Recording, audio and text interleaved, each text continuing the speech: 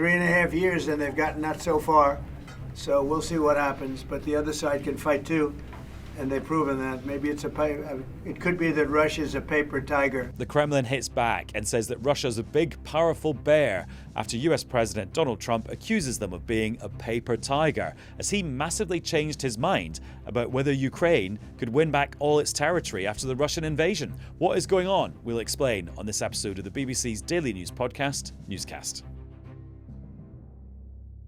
Hello, it's Adam in the Newscast studio, and quite a lot of stuff has been going on at the UN General Assembly in New York in the last 24 hours. Just a little while ago on Wednesday afternoon, as we're recording this episode of Newscast, President Zelensky of Ukraine did his address to world leaders. And on Tuesday evening, Donald Trump made some really quite dramatic comments about how he sees the Ukraine-Russia situation. Previously, he had said that peace would come about by Ukraine doing land swaps with Russia. In other words, permanently ceding some of its territory to Vladimir Putin. On Tuesday night, he said it actually looked like Ukraine could win back all of its territory from Russia. So that's a big change. And also, in a post on Truth Social, he described Russia as a paper tiger, militarily and economically. So this seems like quite a big shift in how Donald Trump views this situation. So, what is going on? On the ground for us at the UN General Assembly, UNGA in New York, is Catriona Perry. Hi, Catriona. Hello, how are you? Very well, thank you. And our person here in the studio is Vitaly Shevchenko from Ukrainecast. Greetings. Right, Vitaly, just give us a quick summary of what President Zelensky's just been saying in New York. Not much, I have to say. Well, that was very quick. Yeah, it was much quicker than Donald Trump. He took, an hour to address UNGA. Volodymyr Zelensky, I thought the thrust of his message was you need to help Ukraine, but not necessarily because of Ukraine, because of your own selfish reasons. Things like it's going to be cheaper to help us now than contain an ever more expansionist, aggressive Russia in the future, which might develop nuclear-capable drones. Yeah. And also, we have cutting-edge modern weapons which we can offer to you. So it looks like the time of appealing just to people's sense of goodwill and charity and what is the right thing to do, that's kind of over. And those appeals are now, they have to be supplemented by appeals to people's own selfish interests. Ukraine is only the first, and now Russian drones are already flying across Europe, and Russian operations are already spreading across countries. And Putin wants to continue this war by expanding it, and no one can feel safe right now. And Catriona, I mean, he was speaking against the backdrop of what Donald Trump had said yesterday, not necessarily in his speech in the UN chamber, which contained lots of stuff that people found very controversial, but some comments he made afterwards about how Ukraine could win this war. Absolutely. President Trump actually said, relatively speaking, very little about Russia's invasion of Ukraine in that hour-long speech, just a few minutes, and most of that actually was asking European nations to put more sanctions on Russia and to put secondary sanctions on people who are buying oil and gas from Russia. The real change, as Zelensky called it, a game changer, the real comments came in his meeting with Zelensky and then the Truth Social post after that, when he said, having listened to Zelensky, having looked at the economic situation, the military situation, he now is of the opinion that Ukraine, with the assistance of the European Union, key clause there, didn't say, and with our help, could take back all of its territory and perhaps even some more. Now, I'm not sure President Zelensky or anyone has ambitions to take Russian territory at this time. Vitaly would know better than I, but when you think that President Trump just a few months ago was actually saying to the Ukrainians, you know, your best case scenario here may be where things are right now, so you cede that territory that Russia has already occupied, which of course is completely unacceptable to President Zelensky. So there's a real change about there. But I would just, I suppose, caution that one Truth Social post does not a policy make when it comes to President Trump. And we need to see a bit of action, as with everything that he has said thus far, even calling for sanctions. There's always a condition attached to it. At this point, he'll do it if the Europeans do it as well. But it's generated a lot of discussion because so much of what happens here needs US buy-in. And President Trump dangled really a question mark over that in his speech here yesterday when he said, as he said before, there's a whole ocean in between my country and this conflict. This isn't an American war. It's kind of nothing to do with us, basically, is what he was saying. It's up to those who are on the continent of Europe. And I think President Zelensky, in painting that really dark picture about the modern arms race with AI and drones and so on, was seeking to kind of send that message, an explicit message of this isn't just about Ukraine. This isn't to do with borders. You know, as Vitaly says there, if Russia's not stopped with us, they will come for you. So, Catriona, then, I mean, it's a massive shift in Donald Trump's kind of assessment of the situation on the battlefield and the potential end point of this conflict. But it's not a massive shift in providing weapons to Ukraine now to help them on the battlefield, or to provide security guarantees for when there's some kind of peace deal, or even sounds like loads of extra sanctions, which he's been on Russia, which he's been talking about for a while now. It's literally just the first thing, a change in his perception of how it looks. And I suppose that's the first thing, isn't it? You know, to be welcomed, and let's see what comes from there. But I thought President Zelensky was really also at pains to point out in his speech that national security shouldn't be the privilege of a few wealthy nations. He said it should be the right for all, and safety in your country shouldn't be just because, you know, international law can be upheld by people who have powerful friends, and if you don't, you're left on your own. And he was quite critical, actually, of the United Nations as well, echoing a little bit of what President Trump said yesterday. He said, those of us who are living through war zones, we don't see the United Nations. We don't see that you're giving help to us. You know, it's like that for us in Ukraine. We don't feel like you're helping us. It's the same for people who are in Afghanistan, who are in Sudan, and who are in Palestine, he said. So very much trying to appeal, as he always does so eloquently, he's very direct in his messaging, that this is about Ukraine needing to keep its friends and crucially needing weapons. He was very clear on that point. And Vitaly, have we got any idea about what might have led to Donald Trump changing his mind about how things look on the ground? I keep hearing this metaphor that Donald Trump, whenever he speaks or tweets or posts on Truth Social, he reflects the views of the last person who had his ear. And it's true that what he said about Ukraine and Russia is the most positive thing he's ever said about Ukraine and the most critical thing of Russia. But it's just words. And I was searching high and low for Ukrainian reactions to the latest from Donald Trump. And what I detected was a collective shrug of Ukrainian shoulders. It's just something Donald Trump said. And until he Let's see what he says tomorrow and the week after. And let's see if he does anything. And at this moment in time, I don't think there's anything at all to suggest that he is preparing to suddenly get tough with Russia and do something. In fact, past experience suggests that him blowing hot and cold and oscillating in his position is just confusing and could be a delaying tactic as well as other possible things. And Catriona, you alluded to it a minute ago. Vitaly just alluded to it there. Donald Trump's comments aimed at Russia. What did he say, and how should we interpret them? Well, inside in the chamber here, he crucially didn't condemn Russia. I mean, he has moved from a position where there are both sides involved, which clearly there aren't when one nation has invaded another. But he said this isn't looking good. This isn't reflecting well on Russia. It's making them look bad. Everyone thought Russia would win this war in 3 days, but it didn't work out that way. It was supposed to be just a quick little skirmish. It's not making Russia look good. It's making them look bad. That's kind of how strong he went. And then in that post yesterday, he referred to Russia as a paper tiger. And, that, I suppose could you call that online trolling, using a phrase like that? I mean, we've heard the Kremlin respond and say, we're not a tiger, we're a bear. That's the usual symbol that's referred to for Russia. But again, in that Truth Social post, he kind of said they're two great countries. He wasn't saying, do not do this, stop doing this, President Putin, this is wrong, which is what we've heard from so many other leaders.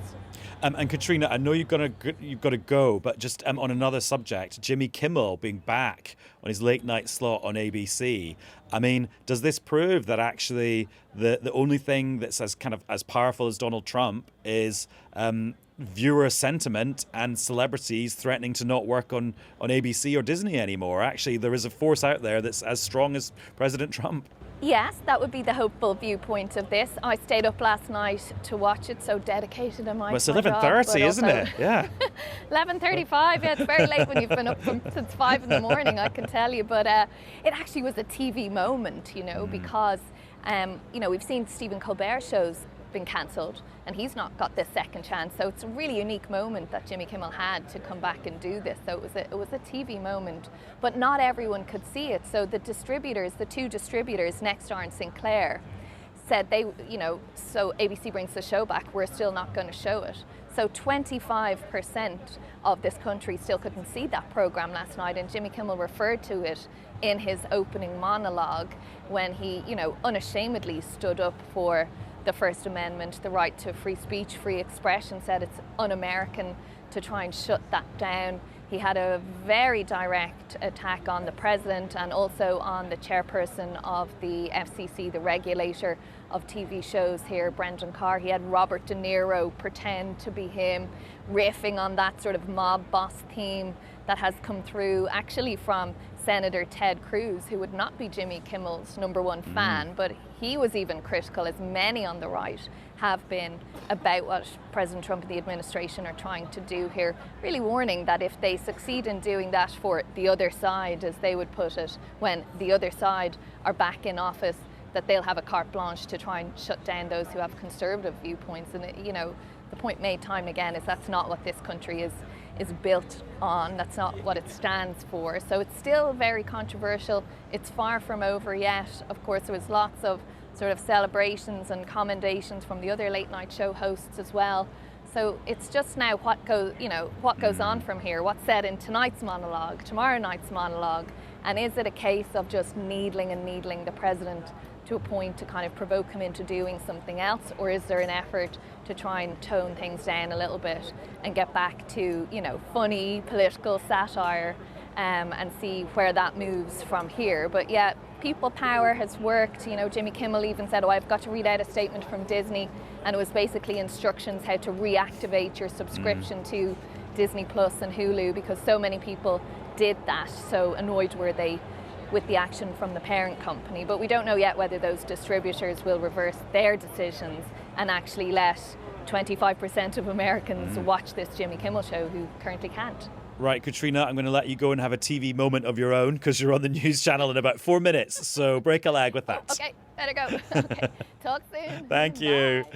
Bye. So Vitaly, coming back to the European security situation, one of the other things that's being discussed at New York and has been discussed a lot in the last few days is these Russian air incursions into other European countries like Estonia. Where are we with that? How's that been playing out? Importantly, I think the West collectively has given Vladimir Putin very little reason not to do that. That's why it's happening. Sorry, just elaborate on that a bit, what you mean. Well, after the Alaska summit, what's there to stop Vladimir Putin from sending his drones or even jets into NATO airspace? I can see very little, if anything. That's why he is testing, trying to see how much he can get away with. And the lack of response on NATO's part that we've seen so far is seen by the Kremlin as an invitation to continue doing that and escalate Russian interference and Russian attacks. So if we rewind back, if we think back to 2008, when Russian troops and Russian-backed forces seized about 20% of Georgia's territory. What happened? Very little. Fast forward to 2014. I remember that was the day of the Beijing Olympics opening ceremony. Yes. Yeah. Fast forward to 2014, when Russian forces surreptitiously, secretly seized Crimea and parts of Donbass. What happened? Very little. So that emboldened Vladimir Putin. And if we were to rewind to the current situation, after all the attacks, all the shelling of civilian areas in Ukraine, all the talks in Istanbul, Alaska, and DC, what happened that would make Vladimir Putin rethink his strategy? Very, very little, if anything at all. Words are, as you will know, Adam, the currency in which we, as journalists, trade. But these words, they've got to be backed up with action. Otherwise, people like Vladimir Putin will just laugh at all those expressions of concern and declarations by various politicians who shall remain unnamed that they stand with Estonia in the face of this outrageous provocation by Russia. The question is, what are you going to do about it? So could there be a Russian drone incursion into another EU member state? If Vladimir Vladimirovich Putin chooses to carry out it, why not? Who's going to stop him? And of course, in New York, one of the other things Trump said when he was asked about this was they should just shoot the Russian drones and the Russian planes down. Because it's easy for him to say. Yeah. The feeling in the Kremlin would be, okay, I believe it when I say it. Here's another drone or another plane. What are you going to do about it? And how do you think, not to turn you into like Vladimir Putin's armchair psychiatrist from a distance, but how will those Trump jibes about Russia being a paper tiger militarily and economically go down? I really don't think that Vladimir Putin spends too much time thinking about how Donald Trump sees him. Are they going to be friends? Are they not friends anymore? I don't think it's that kind of relationship. It's a relationship focused exclusively on what America, whoever it's led by, what it is willing to do to stop Vladimir Putin. He sees the whole world through this Cold War prism of us versus them, dating back to the time when he was a KGB officer in East Germany. It's still like that for him. It's Russia that needs to be respected, feared, back up from its knees after the Soviet Union fell apart. That's why he is pushing and expanding. And when Vladimir Putin's pushes are met with no resistance, that Kremlin hand, it's going to go further and further and further. Although despite all of that, Putin might look at the Russian economy and think it is looking a bit paper tigery. Like inflation is rising, the central bank is like having to spend more on servicing its debt and all this. As long as there's enough money to keep the missile factories working, churning out those missiles, and tank factories working overtime, fine. So what if a road doesn't get paved or a hospital has to close down? Is he worried about that? I've been watching him for 24 years, more than that now. And I remember listening to excruciatingly long speeches given by Vladimir Putin. Some of those speeches would start with the economy and milk production and steel factories, the boring stuff. And he looked like he was going through the motions. I've got to say something about that. The moment he got to missiles and factories producing tanks, his eyes would light up and he would get excited and genuinely interested. And that's when I realized years ago that this is what Vladimir Putin is about. It's not about the economy. It's about making Russia great again the way he sees greatness. So Trump thinking about applying further sanctions on Russia and so-called secondary sanctions on Russia's trading partners, and then pressuring the EU to buy less Russian oil and gas than they are already, might actually be a bit of a kind of fool's errand in terms of changing Putin's mind. It's not going to work. given the numerous deadlines and threats that were never implemented, including the threat to impose a 100% tariff on countries still buying Russian oil and gas. Instead, Donald Trump imposed a 25% tariff just on India, selling India out for some reason. Is that going to make Vladimir Putin shake in his boots? I don't think so. Vitaly, thank you very much. Thanks, Adam. Now I've invited Faisal Islam into the studio, a BBC economics editor, because I want him to reveal something that I think is going to become a big factor in the budget and the speculation about the budget. Hello, Faisal. Hello. And this is a word beginning with P that sounds really boring, but is incredibly important, and it's productivity. Indeed. Now, before we discuss its importance, just tell us this concept of what productivity in the economy actually is. It's measured in a couple of different ways, but essentially it's the amount of growth, output, increase in the size of the economy you get measured per person, per hour worked. There's various other metrics, but it gives you, if you like, a measure of how efficient the economy is. And the importance of it is that it becomes the best way to improve overall growth in the economy and also living standards at the same time. It's one of the big drivers of economic growth. I mean, one of the other drivers is like new technology or trade deals. Because it feeds in. Yeah. So both of those things that you mentioned are captured by having a more productive economy. Yeah. So, for example, remember the old Brexit economic warning documents from George Osborne all those years ago, 10 years ago? They were about more trade barriers, lowering productivity, lower investment, lowering productivity. That was the essence of the long, and that still is in the OBR's calculation of Brexit. Likewise, I think when you look at what determines productivity, you're absolutely right. It's investment in capital. We used to think that was like machines, and now it's all about tech. But why is this issue of productivity rearing its head in like a really big way, or about to now? Because your assumption about whether productivity, its long-term path, whether that is constant, whether it has fallen, whether it rises, determines your assumption about where the economy, how fast the economy is going to grow over 5 to 10 to 15 years. And when you're calculating forecasts for the size of the gap in the public finances, the deficit or the debt, this becomes critical and almost has more of a year-to-year impact or as much of a year-to-year impact as the individual decisions made on spending or on taxation.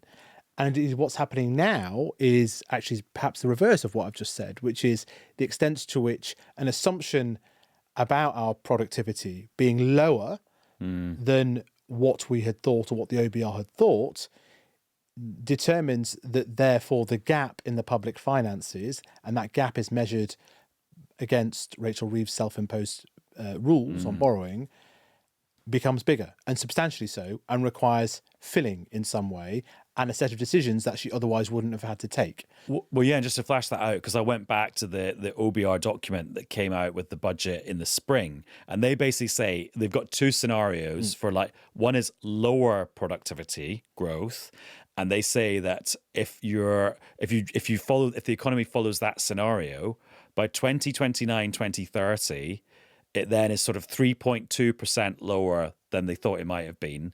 And that ultimately means that the government receives in revenue per year by the end of this decade, £51.5 billion pounds less than they thought they were going to. Yeah. So small percentage points compounded over years and years and years lead to these large gaps. Now, I'm not saying that... Yeah, but then you look at their higher productivity growth scenario, and they say, well, actually, if it ends up being 1.3% higher by the end of the decade than they were thinking, then actually you would have a surplus of £16.3 billion, like £16.3 billion extra to play with. And so the critical judgment the OBR is making now is whether now several years of lower than expected growth is underpinned by essentially there having been lower productivity as a consequence of a variety of things.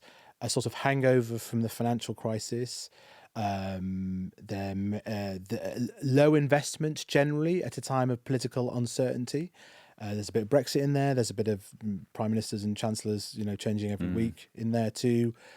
There are some changes to migration levels, for example, that also factor into all of this stuff. And here's the sort of central issue at stake right now, and we're talking right now. In the next 7 to 9 days, the Treasury will find out.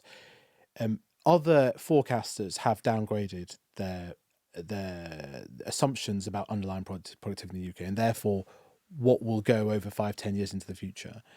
So were the OBR to catch up with that, it could lead to a 10, 15, 20 billion gap in those public finance targets that the Chancellor says are non-negotiable. Now they're making that judgment right now. We're waiting, or I say we, I don't think I'll get to have a look at it, but the Treasury, they're waiting for the first take of the OBR's forecast for the budget process, and that will contain this adjustment, as we expect, to the underlying productivity. And basically the murmuring is that they're going for the lower scenario, just to be really clear. Yeah. That is the murmuring. We'll have some murmuring about other stuff in a moment as well. Various murmurings that you get. Do people try and lowball things? Is this all part of a negotiation? There is an alternative. There's two arguments, I think, that are being floated in the other direction, which is, why would you do this now? Why wasn't this done last year? Or why couldn't you do it next year instead, when things might be looking a bit rosier? So they've had U-turns, they've had the interest rate paid on government debt is also affecting things. So it's pretty much the worst possible time for this to happen. There's a second, potentially more compelling argument, which is that they're doing a whole series, the government is saying, we're doing a whole series of reforms. We're obsessed with productivity.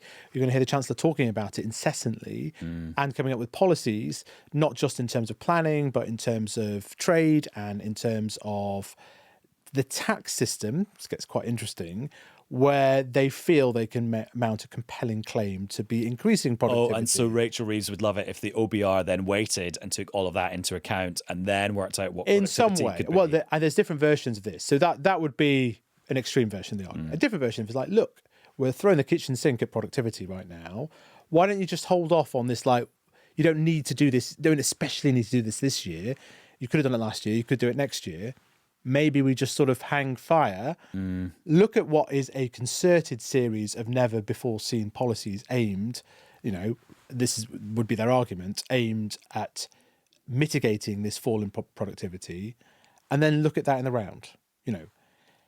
Let's take it from another direction. The idea that you somehow raise taxes substantially, including for businesses potentially, in the housing market, which is what you'd have to do to fill this hole caused by low productivity, which they argue isn't going to last that long.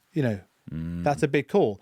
And I think there's one other factor which is really interesting, which is the OBR had almost sort of how should I put this? It was like, exalted status, like one does not criticize it, from Rachel Reeves' team. And indeed, that was cemented after the mini budget, where I think even Jeremy Hunt would say, I'm sure Liz Truss disagrees and Crosby Carlton disagrees, that the central problem with the mini budget process was that they bypassed the OBR and did so with some pride, right? And they didn't have the credibility to do that.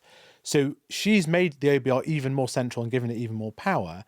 And yet, just in the past couple of weeks, we've started to hear some, I would say, a little bit more than mild annoyance. I did an interview with the Chancellor where I quoted Richard Hughes, the OBR chief, talking about promises broken over U-turns and things. And she basically said, they should stick to the day job. That wasn't the precise quote. Yeah. But I was surprised. They were from overstepping the mark. Yeah. So there was a little flash of intrigue and concern. We're getting people like Louise Haig, the former cabinet minister, openly sort of, again, not going the full Liz Truss in terms of attacking the OBR, but saying the OBR is part of a problem. So we're starting to see a sort of symmetrical critique on the left, as we've seen on the right. Interesting. And I just know that if you were to do like the Google Trends thing for the word productivity, it's probably quite low now. It was one of but it's going to go up and up and up over the next few weeks. It was one of my first ever articles in journalism in 1999 was about productivity challenge that Britain faces. Oh, but it's actually quite good then. And not a lot changes. No, it was pretty bad then too. It was just worse. Oh, okay. Yeah. Okay, it's just there was more money sloshing around, so it looked like less of a big deal. Right, in terms of your day job, so this is your like monthly job, you've been looking into this idea of Northern Powerhouse Rail, which is this thing that George Osborne suggested when he was Chancellor back in the coalition days, which was a new rail line or upgraded rail lines between Liverpool and Manchester so that the North felt better connected. Yeah, and onto Hull, which is quite Yeah. important. And one of the issues here is it's not entirely 100% nailed down what Northern Powerhouse Rail is. So some of it becomes a semantic debate. But the basics are this, as you say, and then there's an argument about whether it's high speed or not, or if it's higher speed. Okay, we'll park that for a minute. A shiny new train line that goes at faster speeds than we have right now from Liverpool to Hull. Some of it new, some of it upgraded lines and all that sort of stuff. It's, as you say, 2014 George Osborne concept. Boris Johnson ran with it. It was central to the manifesto that won the North in 2019. And I think, as I recall, when he became Prime Minister, he announced it in his first press conference before the election back in 2019. So cross-party support. An important part of it, which is the part that goes from Manchester Airport to the centre of Manchester, it would have reused what would have been part of HS2 Phase 2. When Rishi Sunak cancelled that, he kept the money aside. Theoretically, there wasn't actually a pot of cash, but he kept the money aside for this bit. And you'll know this better than me, a hybrid bill had passed, which already outlines the route. So a certain legal stages had already passed. So it's not easy, but it's a lot hybrid easier. bill, just for people who aren't experts, is when basically for huge projects like HS2, rather than just the normal planning process, you also have to pass a piece of legislation through Parliament that allows big things like this to be built. That's what you mean by hybrid bill. So, and all the signals were that this was going to get the full go-ahead from this government kind of around about now. Yeah, I mean, in fact, we've been here before. We've been on the starting blocks for this before. We were spending review. We thought this was going to happen. Infrastructure strategy, infrastructure timeline. Then various mayoral voices were told before conference. There was briefing over summer that it would definitely be at conference. Various degrees of certainty have been communicated to me about how nailed it on it was for the Prime Minister to announce it next week in Liverpool, of course. At the Labour Party conference. At the Labour Party conference. But that's all changed today. Well, my understanding is that it's not going to be announced next week. And the specific interesting reason that's been put forward to me is that the Treasury want to have another look at the numbers, in especially this Manchester Airport to Manchester bit, which would be new line. They are especially mindful of a specific issue with HS2, which was that they built it before really nailing down the scope. So they were sort of what it was actually going to be. Yeah. So there's a cartoon, isn't it, where they're laying down it's Wallace and Gromit, isn't it? Yeah, you imagine that sort of laying down the track as they're getting the plans. And they don't want to do that. Obviously, that would be a bad look. So then, I mean, when you think about like some of the politics around this, that this is Andy Burnham's favourite project, Steve Rotherham's favourite project. It's going to be Mayor in of the Liverpool City region. Yeah, they've already decided on a route for it, or I say they've already proposed a route for it that's being considered. My understanding was that a plan had been put from the Department of Transport to the Treasury, before the Treasury was concerned. This starts to be, the pause button starts to be pressed around the time when Angela Rayner and Lucy Powell, who was definitely the foremost advocate for it in Cabinet, leave Cabinet and stop being ministers. And one wonders, I mean, I have had a little half response from people close to Burnham. Well, it was explained to me that this was extended tyre kicking, and the response to that was, there'll be no tyre left. But I know a lot of people were waiting on what Mayor Burnham might do at this party conference. Let's just see how this news goes down. He's to be quite disgruntled as a result. And I suppose even though this is not cancelling something, this is just waiting longer to give approval to something. This does have a whiff of Rishi Sunak going to Manchester a couple of years ago and telling them they weren't going to get a high-speed railway line after all, but like the Keir Starmer version of that. Well, and then there are others, and I leave that to other newscasters to kind of assess. Are all parts of Downing Street on the same page on this? What is this actually being like hinted at to you so that it actually goes ahead? All these things, and if you delay this, I mean, here's the thing. Okay, it was delayed essentially after Rishi Sunak, nothing happened after the HS2 phase 2 was cancelled. So that's a year. Labour have been in office a year. It's the sort of project that you might think they would champion, that they might even have announced at the last budget. And every single delay means that it's less likely that they'll have shovel-ready project with shovels in the ground by the end of the Parliament, which is the only realistic timetable. Ahead of the next spending review in 2027. Yeah, and that's the long term. But in the short term, this story will now take on a life of its own. Well, you in do ask the question, why wasn't it in the infrastructure strategy? And then it will it will be given a steroid boost by Labour Party conference. Faisal, thank you so much. That was very mind expanding. Great to be here.